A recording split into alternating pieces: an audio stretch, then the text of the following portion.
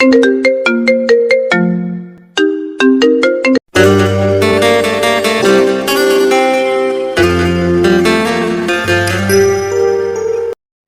নতুন ভালোবাসার গল্প পেতে আমাদের চ্যানেলটি সাবস্ক্রাইব করে পাশে থাকা বেল আইকনে ক্লিক করুন।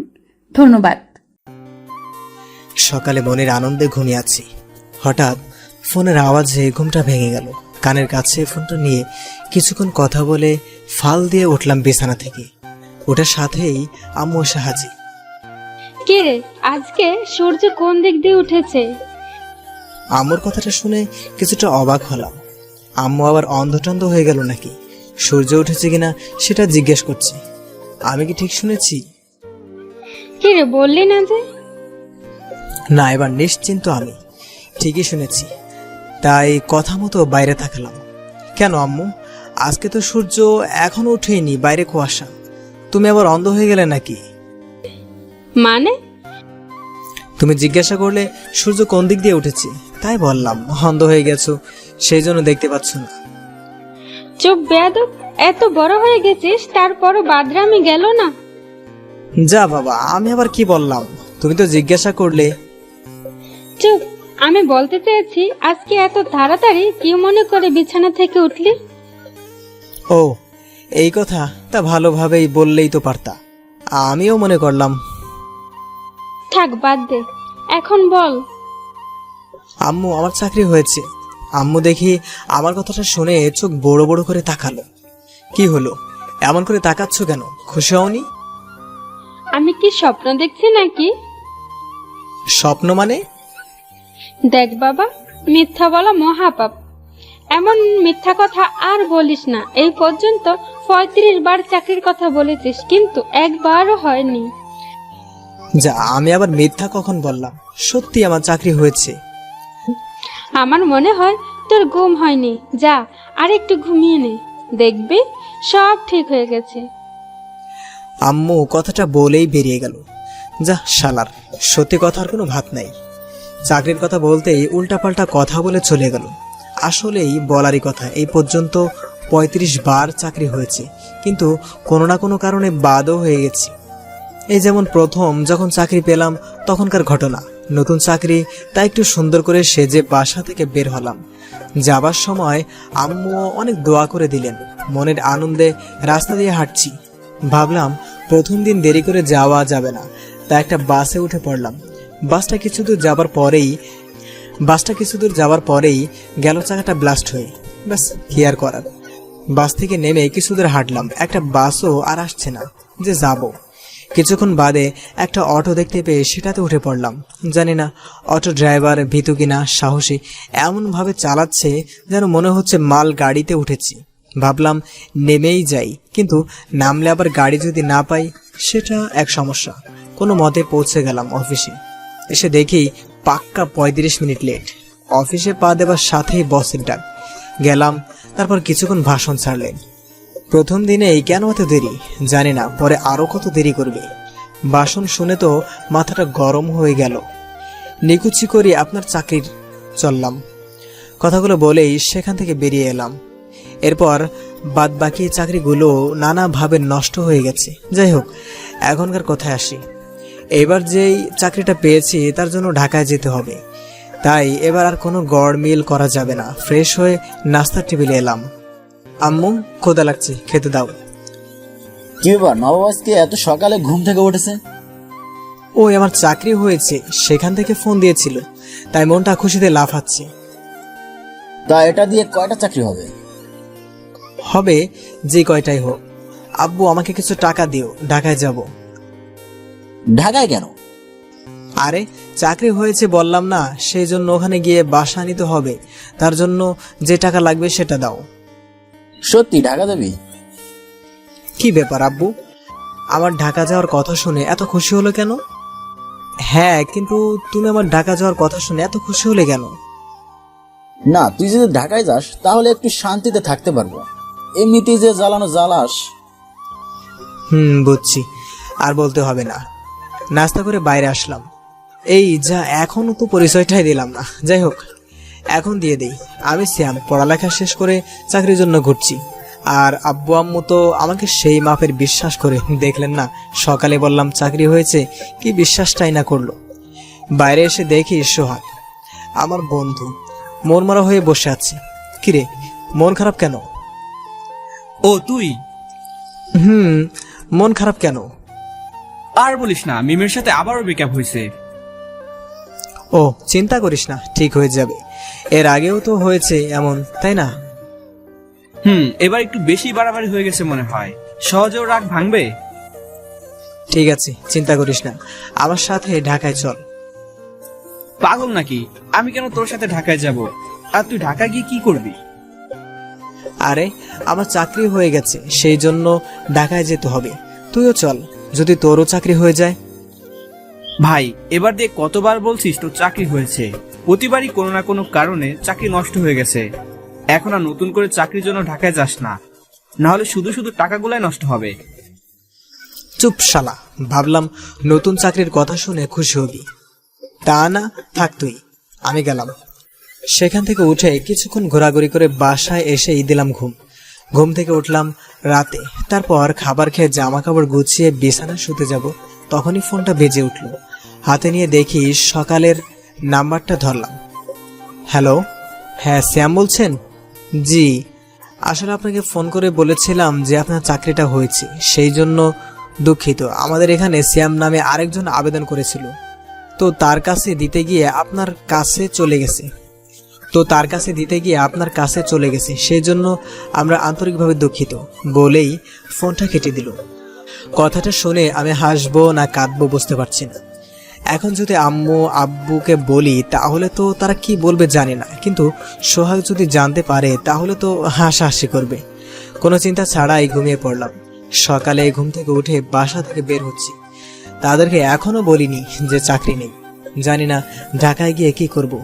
বাসে উঠছি, দেখি আব্বু আম্মু আমার দিকে তাকিয়ে আছে। শোন, ওখানে গিয়ে কারোর সাথে ফাজলামি করবি না, আর ভালোভাবে কাজ করবি। কাজ করার সময় ছুটি নিবি না, না হলে চাকরি চলে যেতে পারে। 6 মাসের আগে বাড়িতেও আসবি না, শুধু শুধু টাকা নষ্ট হবে। জানি না আব্বু আম্মু কি বলল, তবে এটা নিশ্চিত যে আমি না থাকায় খুশি হয়েছে। বাসের মধ্যে বসে আছি আর ঢাকা গিয়ে কি করব সেটা ভাবছি। দূর, এখন ভেবে শুধু শুধু মাথা খাটানোর কোনো মানেই হয় না। এর থেকে ভালোই ভালো ঘুমিয়ে থাকি। ঢাকায় এসে নামলাম। অবশ্য এর আগেও একদিনের জন্য আসছিলাম, কিন্তু ভালো মতো কোনো জায়গা চিনি না। আগে একটা বাসা ভাড়া নিতে হবে, তাই বাসা খুঁজতে শুরু করে দিলাম। একটা বাসা বাইরে থেকে ছোট্ট ফ্যামিলি ভাড়া দেওয়া হবে, কিন্তু আমি তো ব্যাচেলার, আমাকে কি ভাড়া দিবে? 5-7 না ভেবে ঢুকে পড়লাম। দেখি একটা মেয়ে দরজার সামনে দাঁড়িয়ে আছে, হয়তো এ বাসার মেয়ে, কিন্তু সাথে ব্যাগ কেন? হতে পারে কোথাও গিয়েছিল, এখন সেখান থেকে আসছে। মনে মনে ভাবতে শুরু করলাম, আচ্ছা আমি যদি মেয়েটাকে পটাতে পারি তাহলে নিশ্চয়ই হয়তো তার বাবাকে বলে আমাকে এই বাসায় থাকার ব্যবস্থা করে দিতে পারে। হাত সাফাই করে কাজে লেগে পড়লাম। হ্যালো, কোনো কথা নেই, ভাব নিয়ে দাঁড়িয়ে আছি। আপনি কি এই বাসায় থাকেন? দেখে কি মনে হচ্ছে? না এমনি। আচ্ছা, দেখলাম এই বাসাটা ভাড়া হবে, আপনি কি আপনার বাবাকে বলে আমাকে বাসাটা ভাড়া দেওয়ার ব্যবস্থাটা করে দিবেন? মেয়েটা দেখি আমার কথাটা শুনে কিছুক্ষণ আমার মুখের দিকে তাকিয়ে কি যেন ভাবলো। আপনি দেখেননি একটা ফ্যামিলি ভাড়া দেওয়া হবে? হ্যাঁ দেখেছি, আসলে আমি ঢাকা শহরে নতুন এসেছি, তাই এখন বাসা খোঁজা খুবই কষ্টকর। যদি আপনি ব্যবস্থা করে দেন। ঠিক আছে, এখানে দাঁড়িয়ে থাকুন আর কথা বলবেন না বেশি। জি, তা নাম কি আপনার? বললাম না চুপ করে দাঁড়িয়ে থাকেন।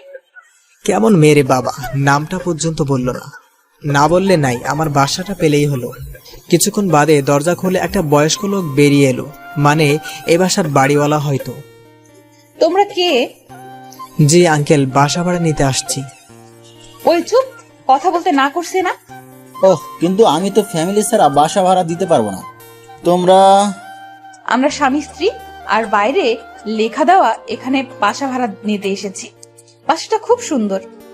আমি তো মেয়ের কথা শুনে চোখ বড় বড় করে তাকিয়ে আছি। তার মানে এই মেয়েটা এই বাসার না, ভাড়া নিতে এসেছে। আর আমাকে কথা না বলার কারণ এটা, বিয়ের আগেই স্বামী হয়ে গেলাম। না জানি একসাথে থাকলে আরো কি কি হবে। এর থেকে ভালো এখান থেকে কেটে পড়ি। পেছন ফিরে হাঁটতে যাব তখনই মেয়েটার ডাক। কি হলো, কোথায় যাচ্ছ? বাসাটা পছন্দ হয়নি? আমার একটু দরকার আছে, আসছি। না, তুমি এখন কোথাও যেতে পারবে না। আগে বাসায় চলো, ফ্রেশ হয়ে তারপর যাবে। আসো। আঙ্কেল, চাবিটা দেন। আরে বাবা, বৌমা যখন বলছে তখন ফ্রেশ হয়ে তারপর যেও।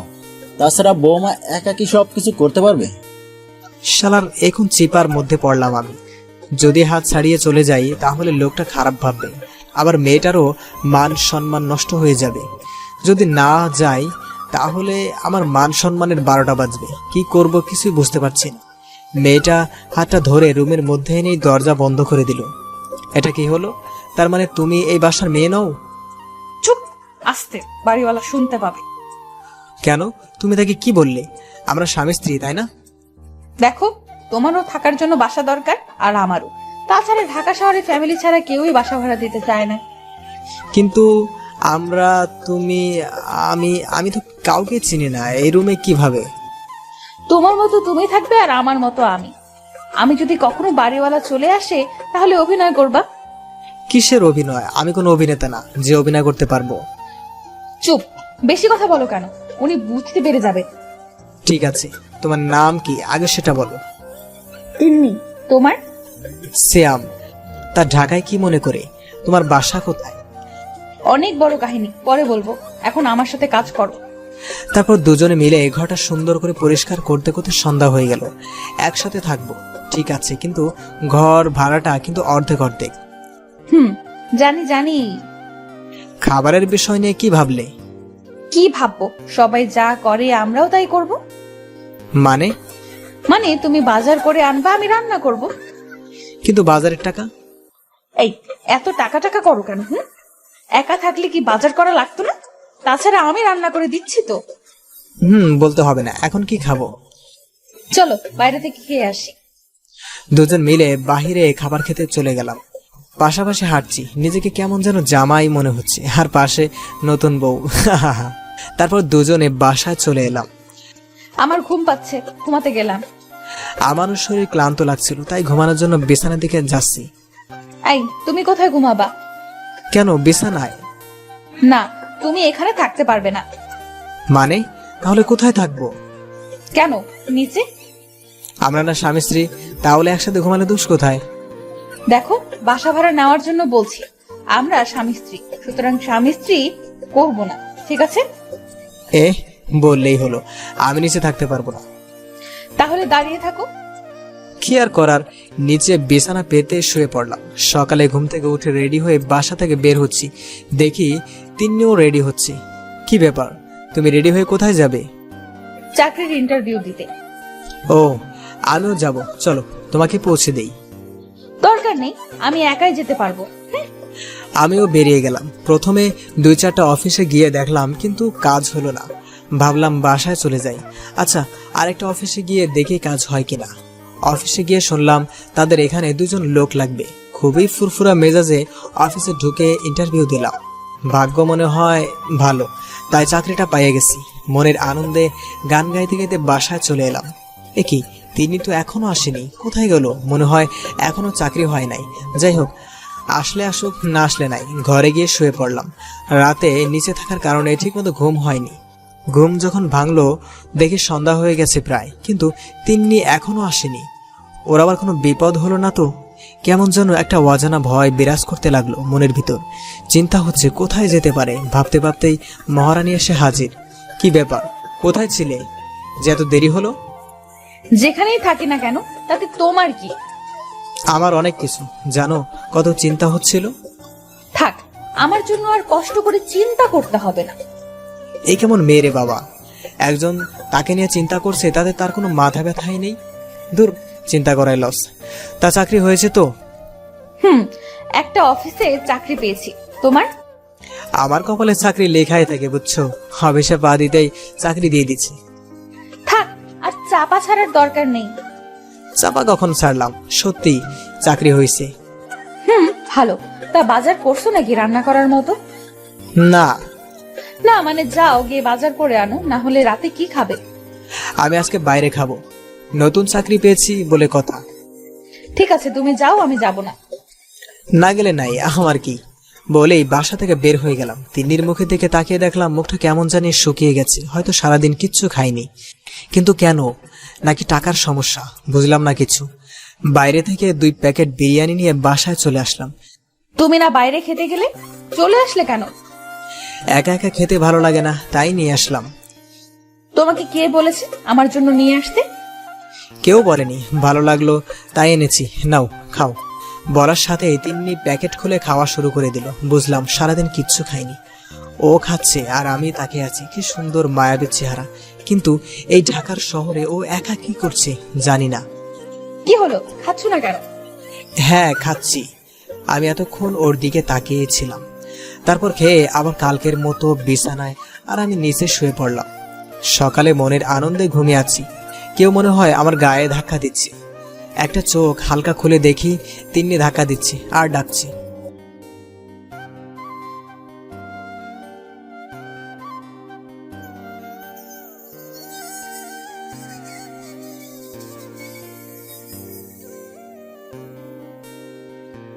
হ্যাঁ খাচ্ছি। আমি এতক্ষণ ওর দিকে তাকিয়েছিলাম, তারপর খেয়ে আবার কালকের মতো বিছানায় আর আমি নিচে শুয়ে পড়লাম। সকালে মনের আনন্দে ঘুমিয়ে আছি, কেউ মনে হয় আমার গায়ে ধাক্কা দিচ্ছে। একটা চোখ হালকা খুলে দেখি তিন্নি ধাক্কা দিচ্ছে আর ডাকছে। কি হয়েছে? আমি ঘুমের ঘরে। ওই ওঠো। আর একটু পর। আরে ওঠো তো, সকাল হয়ে গেছে। একটু পর। ওই তোমার না আজকে অফিসের প্রথম দিন, যাবে না? কথাটা শুনেই তড়িঘড়ি করে উঠে পড়লাম। যাব। কয়টা বাজে? দাঁড়াও, আমি ফ্রেশ হয়ে আসছি। এখনো অফিসে যাওয়ার অনেক সময় আছে। ঘড়ির দিকে তাকিয়ে দেখি এখনো 7টা বাজতে 10 মিনিট বাকি, আর অফিস 10টায়। এখনো তো 7টা বাজে নাই, এত সকালে ডাক দিলে কেন? অফিসে যাওয়া ঠিক আছে, কিন্তু সকালে নাস্তা না করে যাবে নাকি? সেই জন্য যাও, বাজার করে আনো। এটা তো তুমিও আনতে পারতা। কিন্তু কথা কি ছিল, তুমি বাজার করবে আর আমি রান্না করব। যাও তাড়াতাড়ি গিয়ে বাজার করে আনো। যাচ্ছি। মুখ ধুয়ে বাজারে চলে গেলাম। কি কিনবো সেটাই ভাবছি। আসার সময় তো বললো না কি বাজার করতে হবে। নিজের যতদূর পর্যন্ত জ্ঞান আছে বাজার করলাম। একটা মাছ কিনে নিয়ে গেলে কেমন হয়? মামা, রুই মাছ কত? 400 টাকা কেজি। আরে শালা বলে কি, এর আগে বাসায় থাকতে একবার কিনছিলাম 200 টাকা কেজি নিছিলি, এখানে তো 400 টাকা দর। দরকার নেই আমার। কি মামা দিব? না মামা, লাগবে না, রেখে দেন। 350 টাকা নেবেন? না। আচ্ছা 300 টাকা দেন, নিয়ে যান। অনেক ভালো মাছ, এর থেকে কম দামে আর পাইবেন না, বুঝছেন? আমি কি মাছ কিনতে আসছি না কাপড়, কিছুই বুঝতে পারছি না। আচ্ছা দেন। মাছ আর বাজারের ব্যাগ নিয়ে বাসার থেকে হাঁটা দিলাম। বাড়িতে একটু ফোন দেই, ঢাকায় আসার পরে ফোন দেওয়া হয় নাই। হ্যালো আম্মু। এই কে বলছেন? আম্মু আমি শ্যাম। না, আমার ছেলে তো এত সকালে ঘুম থেকে উঠে না। তুমি নিশ্চয়ই চোর, সেটটা চুরি করে আনছো। ধুর আম্মু, ফাইজলামি বাদ দাও তো। তা এত সকালে উঠেছিস যে? তোমার ছেলে এখন চাকরি করে বুঝছো, আর চাকরিতেই যেতে হবে তাই। থাক, আর ভাবনিস না, কয়দিন টিকবি সেইটা ভাব। দেখো। তা অফিস তো মনে হয় আরো পরে, এত সকালে কি করছিস? ওই বাজার করতে আসছি, নাস্তা বানাতে হবে তো। তা কি কি বাজার করছিস? অনেক কিছুই, রুই মাছ কিনছি। রুই মাছ কে রান্না করবে? কে আবার, আমি করব। আম্মু দেখি কথাটা শুনে ওপাশ থেকে হালকা কাশি দিল। কি হলো আম্মু, কাশি দিলে যে? যক্ষা হয়নি তো আবার? হয়নি, তবে এবার হবে। তোর কথাটা শুনে। কেন? শোন, তোর আব্বু যা টাকা দিছে সেইটা এভাবে নষ্ট করিস না। আমি আবার নষ্ট করলাম কখন? ওই যে মাছটা কিনছিস, তুই রান্না করতে পারবি না, শুধু শুধু নষ্ট করার থেকে যেখান থেকে কিনেছিস সেখানে ফেরত দিয়ে আয়। ধুর, বলেই ফোনটা কেটে দিলাম। এটা কেমন কথা, নিজের ছেলেকে একেবারেই বিশ্বাস করে না। আল্লাহ, কই যাব আমি। তারপর বাজারের ব্যাগটা নিয়ে বাসায় চলে এলাম। দেখি তিনি রান্নাঘরে সবকিছু গোছগাছ করছে। কি ব্যাপার, এত দেরি হলো কেন আসতে? ওই আম্মুর সাথে ফোনে কথা বলছিলাম। তাড়াতাড়ি দাও, রান্না করতে হবে, না হলে আবার অফিসে যাওয়া দেরি হয়ে যাবে। এই যে। তিন্নি ওটা নিয়ে রান্নাঘরে চলে গেল। আমিও রুমে এসে ফ্রেশ হয়ে নিলাম। গিয়ে দেখি এখনো হয়নি। কোনো সাহায্য লাগলে বলো। থাক, তোমাকে সাহায্য করতে হবে না। তা রান্না হয়েছে? প্রায়। রান্না শেষে দুজনেই খেতে বসলাম। খাবারটা কিন্তু সেই রকম হয়েছে। ওয়াও, অনেক সুন্দর রান্না করতে পারো তো তুমি। তা কে শিখিয়েছে? আম্মু। তারপর দুজনেই খেয়ে দিয়ে বেরিয়ে পড়লাম অফিসের উদ্দেশ্যে। তুমি চাইলেই তোমার অফিস পর্যন্ত এগিয়ে দিতে পারি। থাক, লাগবে না। আর শোনো, বাসায় আমরা যেমনই থাকি না কেন, বাসার বাইরে কিন্তু কেউ কাউকে চিনি না, ঠিক আছে? সুতরাং তুমি তোমার মতো যাও, আমি আমার মতো। বলে একটা রিক্সা নিয়ে চলে গেল। এ কেমন মেয়ে রে, দয়া মায়া বলতে কিচ্ছু নেই নাকি? পৌঁছে দিলে কি এমন মহাভারত অশুদ্ধ হয়ে যেত? তারপর আমিও একটা রিক্সা নিয়ে অফিসে চলে এলাম। এই প্রথম মনে হয় আমি ঠিক সময়ে অফিসে এসেছি। তারপর গিয়ে সোজা নিজের কেবিনে বসলাম। পাশের কেবিনে তাকাতেই যেন অবাক। সৌভাগ্য নাকি দুর্ভাগ্য জানি না, কারণ আমার পাশের কেবিনে আর কেউ না, তিন্নিও হয়তো আমাকে দেখে কিছুটা অবাক হয়েছে। আমি কিছু বলতে যাব তার আগেই মুখ ঘুরিয়ে নিয়ে কাজ শুরু করে দিল। এমন ভাব করছে যেন আমাকে চেনেই না। আমি তো একভাবে ওর দিকে তাকিয়ে আছি আর ওর এমন আচরণের কথা ভাবছি। কি ব্যাপার, কাজ করছেন না কেন? কথাটা শুনে সামনে তাকাতেই দেখি বস। Good morning sir. অফিসের প্রথম দিন আর আস্তে আস্তে অন্য কেবিনে চোখ কেন? না মানে স্যার। চুপচাপ নিজের কাজে মনোযোগ দিন, আর এরপর যদি আবার দেখি তাহলে কিন্তু চাকরি থেকে বের করে দেব। সরি স্যার, আর হবে না। বসুন। নিজের কেবিনে বসে পড়লাম আর চোখে তাকিয়ে দেখি তিন্নি মিট করে হাসছে। খুব রাগ হচ্ছে ওর উপর। আমিও আর সেদিকে খেয়াল না করে কাজে মনোযোগ দিলাম। ওর দিকে আর একবারও তাকাইনি। অফিস ছুটির পরে নিজের মতো বাসায় চলে এলাম। কিছুক্ষণ বাদে তিন্নিও আসলো। এখনো ওর উপর রাগটা আছে। কি ব্যাপার, এমন মুখ ফুলিয়ে বসে আছো কেন? অফিসে আমার সাথে অমন ব্যবহার করলে কেন? কি করলাম?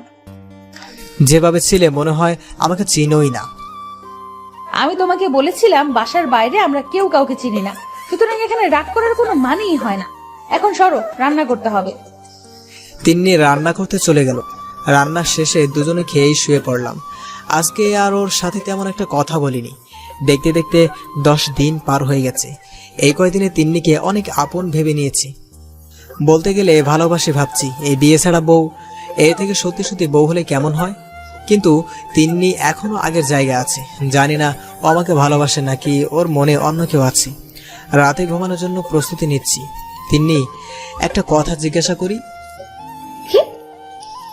আচ্ছা, তুমি কি কাউকে ভালোবাসো? হঠাৎ এই প্রশ্ন? না, এমনি জানতে চাইছিলাম আছে নাকি কেউ। ঘুমিয়ে পড়ো, অনেক রাত হয়েছে। সকালে ঘুম থেকে উঠে বাজার এনে দিয়ে ফ্রেশ হতে চলে গেলাম। আজকে তিন্নির সাথে তেমন একটা কথা বললাম না। হয়তো ও কাউকে পছন্দ করে, যার জন্য আমার কাছে রাতে বলল না। ফ্রেশ হয়ে এসে খেতে বসলাম। কি ব্যাপার, আজকে এত চুপচাপ কেন? এমনি ভাল লাগছে না। কেন, জিএফ কি ছ্যাঁকা দিয়েছে নাকি? আমার কোনো জেফ নেই। তিন্নি আর কিচ্ছু বলল না। আমিও চুপচাপ খাচ্ছি। আমি কাউকে পছন্দ করি না। কথাটা শুনেই তিন্নির দিকে তাকালাম। মনের ভিতরে লাড্ডু ফুটছে। যাক, কাউকে তো পছন্দ করে না। কাউকে পছন্দ করে না তার মানে কি আমাকেও পছন্দ করবে না? মনে হতেই মুখটা কালো হয়ে গেল। আচ্ছা, জিজ্ঞাসা করব আমাকে পছন্দ করে কিনা। না থাক, যদি আবার কিছু বলে। কি হলো, কথা বলছো না কেন? বলছি। সত্যি কি কাউকে পছন্দ করো না? না। ও, আর কোনো কথা হয়নি। তারপর খেয়ে অফিসে যাওয়ার জন্য বের হচ্ছি। একটা রিকশায় উঠতে যাব। আজকে একসাথে যাই। কথাটা ঠিক শুনলাম নাকি ভুল কিছুই বুঝতে পারছি না। যদি তোমার সমস্যা হয় তো যাও, আমি একাই যেতে পারবো। না না, কোনো সমস্যা নেই, আসো। তিন্নি আর আমি রিকশায় পাশাপাশি বসে আছি। কিছুটা অস্থিরতা কাজ করছি। তারপরও এক অজানা অনুভূতি বিরাজ করছে। তারপর অফিসে এসে নিজের কাজে মনোযোগ দিলাম। সিয়াম, দেখো তো, আমি এটা সলভ করতে পারছি না, করে দাও না। দিচ্ছি। তিন্নির কাজটা করে আবার জায়গায় এসে পড়লাম। তিনি তো কখনো কারো কাছে কাজের জন্য সাহায্য চায় না। সে যথেষ্ট পারদর্শী তার কাজের প্রতি, তাহলে আমাকে দিয়ে করালো কেন? সবই মাথার উপর দিয়ে যাচ্ছে আজকে সকাল থেকেই। তিন্নিকে অন্যরকম লাগছে, কিন্তু এর কারণ কি বুঝে উঠতে পারছি না। কাজ শেষে বাসায় আসতে যাব, তখনই স্যারের নোটিশ। সবাই গেলাম তার কাছে। আগামী 10 দিন অফিস ছুটি থাকবে। সবাই মিলে কারণ জানতে চাইলাম, কিন্তু বললেন না। বুঝলাম না 10 দিন ছুটি দেওয়ার কারণ কি। ঈদেও তো কোনো অফিস 10 দিন ছুটি দিতে চায় না। সে যাই করুক, আমার কি ছুটি তো আছে। এই ফাঁকে একবার বাড়ি থেকেও ঘুরে আসা যাবে। বাড়িতে এসে ব্যাগ গোছাচ্ছি। কি ব্যাপার, ব্যাগ গোছাচ্ছ কেন? বাড়িতে যাব। কেন? 10 দিন অফিস ছুটি, শুধু শুধু এই কয়টা দিন বসে থাকার চেয়ে বাড়ি থেকে ঘুরে আসি। তা তুমি যাবে না তোমার বাসায়? না, কেন? এমনি ভালো লাগছে না। আমি ঘুমোতে গেলাম, টেবিলে খাবার আছে, খেয়ে নিও। কেন তুমি খাবে না? না। অবাক হলাম ওর এমন ব্যবহারে। একটু আগেও তো ঠিক ছিল, হঠাৎ করে আবার কি হলো? সত্যি মেয়েদের মন বোঝা কষ্টকর, কখন কোন দিকে যায় বলা যায় না। আমি আমার মতো খেয়ে দিয়ে শুয়ে পড়লাম। সকালে ঘুম থেকে উঠে রেডি হয়ে বাসা থেকে ব্যাগটা নিয়ে বের হচ্ছি, দেখি বাড়িওয়ালা আঙ্কেল গেটের সামনে দাঁড়িয়ে আছে। কি বাবা, কোথায় যাচ্ছ? বাসায় যাচ্ছি, অফিস বন্ধ তো তাই। ভালো তো, কিন্তু বৌমা কোথায়? ঘরে। ঘরে কেন? বৌমা যাবে না তোমার সাথে? না। কেন, ঝগড়া হয়েছে তাই তো? না, আমি থাকতে এমনটা কখনো হবে না। বৌমা, বৌমা, জি আঙ্কেল। তোমার সাথে কি ওর কোনো ঝগড়া হয়েছে যে ও তোমাকে নিয়ে যাচ্ছে না? তিন্নি কি বলবে হয়তো বুঝতে পারছে না, চুপচাপ করে দাঁড়িয়ে আছে। যাও, তাড়াতাড়ি করে জামা কাপড় পরে এসো। আমি তোমাদের দুজনকে একসাথে বাসে তুলে দিয়ে আসবো। যাও যাও। তিন্নি দেখলাম ঘরে চলে গেল। কিছুক্ষণ বাদে একটা ব্যাগ নিয়ে বেরিয়ে এলো। তারপর আমরা দুজনে বাসে না ওঠা পর্যন্ত আঙ্কেল সাথেই ছিল। বাস চলছে। এইটা কি করলে? আমি আবার কি করলাম? তোমার জন্য আমাকেও বাসা থেকে বের হতে হলো। এখন কোথায় যাব? এমন ভাব করছো যে তোমার নিজের বাসা নেই, সেখানে যাও। তিন্নি কিছু না বলে মুখটা কালো করে ফেললো। তারপর কিছুক্ষণ চুপ থেকে বলতে শুরু করলো, তুমি জিজ্ঞাসা করলে না আমার কোনো বাড়ি আছে কিনা? সত্যি আমার কোনো বাড়ি নেই। ছোট থাকতে বাবা মা এক দুর্ঘটনায় মারা যায়। ছোট থেকে চাচার কাছে বড় হয়েছে, কিন্তু আমার চাচা আমাকে সেখানে রাখতে পছন্দ করতেন না। যখন বড় হলাম তখন একটা ছেলে আমাকে পছন্দ করত, খুব বড় লোক, বাবার বখাটে ছেলে। আমার চাচির কাছে বিয়ের প্রস্তাব দিলে চাচিও রাজি হয়ে যায়, কিন্তু আমি রাজি ছিলাম না। তাই আমাকে জোর করে বিয়ে দিতে চেয়েছিল। সেই জন্য আমি ওখান থেকে পালিয়ে এই ঢাকা শহরে চলে আসি। আমি কি বলবো কিছুই বুঝতে পারছি না। সরি, আমি বুঝতে পারি নাই। থাক, আর বলতে হবে না। তুমি যদি চাও তাহলে আমার সাথে আমাদের বাসায় যেতে পারো। কিন্তু কি পরিচয় নিয়ে থাকবো? সেটা দেখা যাবে, এখন চলো। তিন্নিকে নিয়ে নিজের বাসায় চলে এলাম। দরজায় বেল বাজাতেই আম্মু দরজা খুলে দিল। কি রে, এত তাড়াতাড়ি চলে এলি? চাকরি চলে গেছে নাকি? উফ, কিসের চাকরি যাবে, অফিস ছুটি, তাই এসেছি। আমি বলতে বলতেই পিছন থেকে তিন্নির সামনে এসে দাঁড়ালো। এটা কে? আম্মু, ও হচ্ছে। তুই বিয়ে করে ফেলেছিস? আম্মু, আমার কথাটা তো শোনো। একটা কথাও বলবি না? তাছাড়া বিয়ে যখন করেছিস ভালোই হইছে, এবার একটু ভালো হইস। আসো বৌমা, ঘরে আসো। নাম কি তোমার? তিন্নি। বাহ, অনেক সুন্দর নাম তো। তা তোমার আব্বু আম্মুর নাম কি? তারা বেঁচে নেই। ও, মন খারাপ করো না। তারা নেই তো কি হয়েছে, আমি আছি তো। তা আমার ছেলের সাথে তোমার পরিচয়টা কিভাবে হয়েছিল? সে অনেক বড় কাহিনী। আচ্ছা, তুমি ফ্রেশ হয়ে আসো, আমি খাবার দিচ্ছি। তিন্নি আমার রুমে আসলো। তোমার মা ভাবছে আমরা হয়তো। দেখেছো, আম্মু তোমাকে দেখে কত খুশি হয়েছে। আম্মুকে সত্যটা বলিও না। দরকার হয় আমরা যেভাবে ছিলাম সেভাবেই থাকবো। আম্মুকে বুঝতে দেওয়া যাবে না। এইটুকু করে দাও। ঠিক আছে। ধন্যবাদ। তারপর আমি আর তিনি ফ্রেশ হয়ে খেতে চলে গেলাম। আম্মুর সাথে তিন্নির একটা ভালো সম্পর্ক হয়ে গেছে। তিন্নিও সবসময় আম্মুর কাজে সাহায্য করে। ভালোই লাগে তিন্নিকে দেখতে, কিন্তু আমার একটা দুর্ভাগ্য, এখনো নিজের বাসায় এসেও নিচে শুতে হয়। দেখতে দেখতে 8 দিন হয়ে গেল। রাতে আমি আর তিন্নি শুয়ে আছি, আর 2 দিন আছি, তারপর আবার আমাদের ঢাকায় চলে যেতে হবে, তাই না? জানো, তোমার মাকে আমার খুবই ভালো লাগে। ছোট থেকে মায়ের আদর তেমন একটা পাইনি, কিন্তু তোমার আম্মুর কাছে যতক্ষণ থাকি মনে হয় আমার মায়ের কাছে আছি। আচ্ছা সিয়াম, একটা কথা বলি। যখন তোমার আম্মু জানতে পারবে আমরা স্বামী স্ত্রী না, শুধু অভিনয় করেছি, তখন তোমার আম্মু কি হবে ভেবেছো? জানি না, তবে সময় যখন হবে সামলে নেওয়ার চেষ্টা করব। আচ্ছা এখন শুয়ে পড়ো, অনেক রাত হয়েছে। বলেই অন্য পাশ হয়ে ঘুমিয়ে পড়লাম। সকালে ঘুম থেকে উঠে আম্মুর রুমে গেলাম, দেখি গোমড়া মুখ করে বসে আছে। কি ব্যাপার আম্মু, এমন মুখ ফুলিয়ে বসে আছো কেন? তোকে একটা কথা জিজ্ঞাসা করব, উত্তর দিবি? বলো। তিন্নি কি তোর বউ না? হঠাৎ এই প্রশ্ন? কালকে রাতে যখন তোদের রুমের পাশ দিয়ে যাচ্ছিলাম তখন সব শুনতে পেয়েছি। না মানে ওই। চুপ, একটা কথাও বলবি না। দাঁড়া, আমি এখন তিন্নির সাথে কথা বলে আসি। বলেই তিন্নির কাছে গেল। কিছুক্ষণ বাদে এসে হাজির। এই নে, এখন গিয়ে সোজা একটা লাল শাড়ি আর পাঞ্জাবি কিনে আন। আমিও কোনো কথা না বলে মার্কেটে গিয়ে এসেই দেখি বাড়ি সাজানো হচ্ছে। বাহ, আজকে আবার কি হবে নিজেও জানি না। আম্মু, বাসা সাজানো হচ্ছে কেন? তোর আর তিন্নির বিয়ে, যা তাড়াতাড়ি গিয়ে রেডি হয়ে আয়। আমি তো কথাটা শুনেই লুঙ্গি ডান্স দিচ্ছি মনে মনে। তারপর আমাদের বিয়ে পড়ানো হয়ে গেল। তিন্নি রুমে বসে আছে। আমি ঢুকে দরজা লাগিয়ে দেওয়ার সাথে তিন্নি এসে পা ধরে সালাম করে আবার খাটে বসলো। মনে মনে খুশি হলাম, যাক আজকে বিছানায় শুতে পারবো। খাটের দিকে এগোতে লাগলাম। আই, কাছে আসবে না। কেন? তুমি নিচে থাকবে। কিন্তু কেন? আমাদের তো বিয়ে হয়েছে। চুপ, বেশি কথা বলবে না, যাও। কি আর করার, বাধ্য হয়ে নিচেই শুতে হলো। দোয়া করবেন যেন বিছানায় ঘুমানোর সৌভাগ্য হয়।